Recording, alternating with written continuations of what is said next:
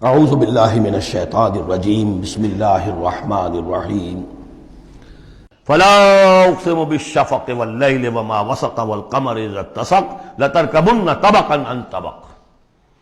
یہ ہے اصل میں وہ مقام جس کے حوالے سے میں نے آپ کو کہا تھا کہ سورہ مدثر کی ان آیات کو ذہن میں رکھیے۔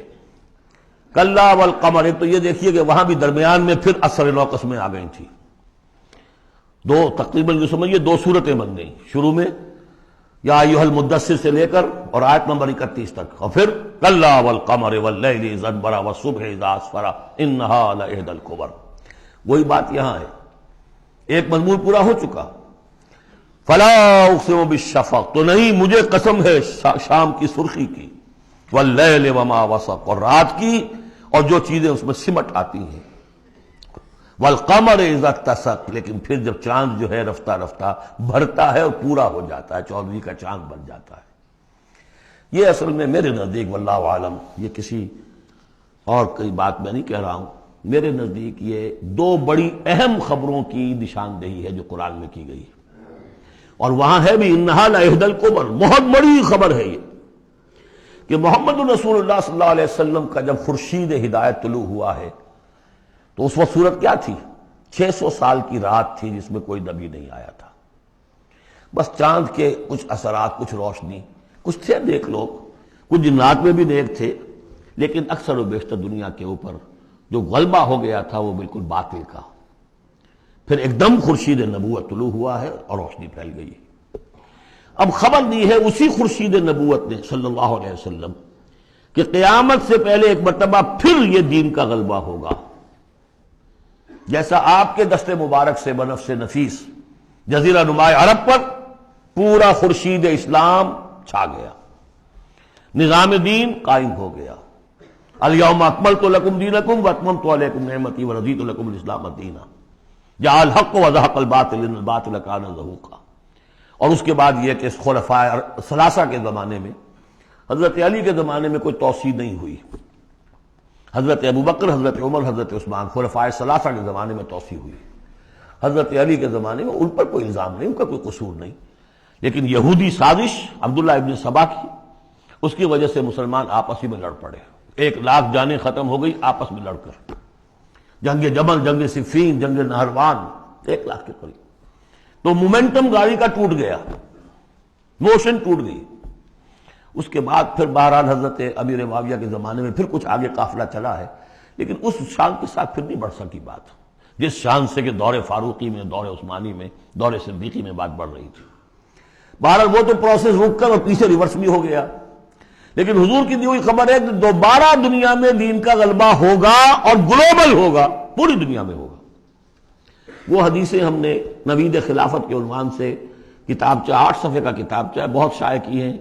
میں صرف یہ بتا رہا ہوں وہاں حضور کے زمانے میں کل 23 برس میں انقلاب برپا ہو گیا، سورج ایک دم طلوع ہو جاتا، کتنی دیر لگتی ہے، طلوع ہو گیا۔ لیکن اب جو روشنی آئے گی وہ آئے گی تدریجاً، اس کی شان کیا ہوگی؟ فلا اقسم بالشفق، ایک شفق کی روشنی ہوتی ہے جب رات، سورج تو غروب ہو گیا لیکن شفق ابھی ہے۔ وہ حال ہے اس وقت دنیا کا کہ اسلام کی روشنی غروب ہو چکی ہے، صرف شفق کی لالی سی نظر آ رہی ہے۔ اس کے بعد واللیل وما وسق، پوری دنیا کے اوپر دین کے اعتبار سے تاریکی چھا گئی ہے، رات ہے، اور رات جو ہے اپنے اندر جن جن چیزوں کو سمیٹ لیتی ہے۔ لیکن والقمر اذا اتسق، لیکن چاند طلوع ہوتا ہے، پہلے دن، دوسرے دن، تیسرے دن بھرنا شروع ہوتا ہے، یہاں تک کہ وہ پورا ہو جاتا ہے۔ اب چاند کی چاندنی جو ہے وہ پھر دنیا کے اندر اس کو رات کو منور کر دیتی ہے۔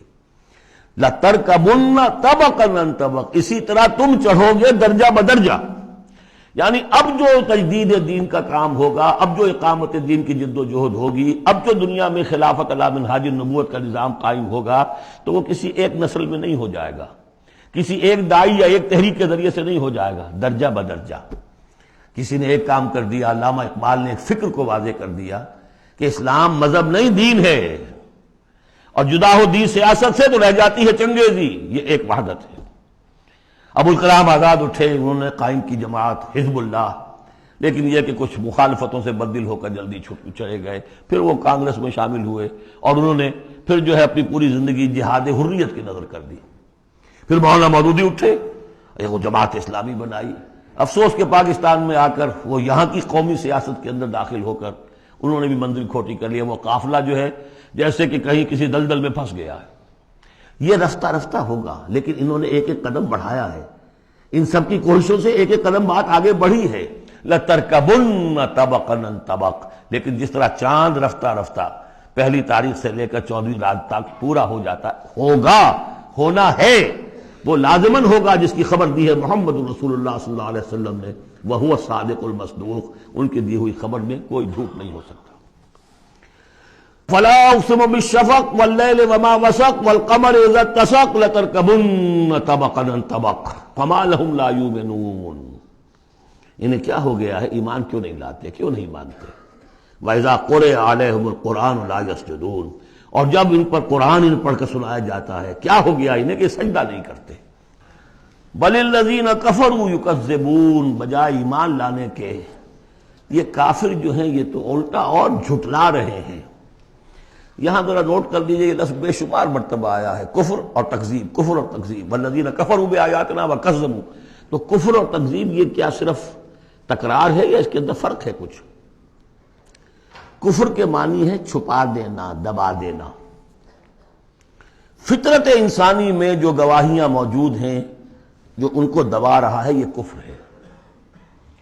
ان گواہیوں کو ابھارنے کے لیے، ایکٹیویٹ کرنے کے لیے قرآن مجید کی آیات آئی، ان کی تکذیب کر رہا ہے، یہ بہت بڑا جرم ہے۔ یہ دو جرم علیحدہ ہیں۔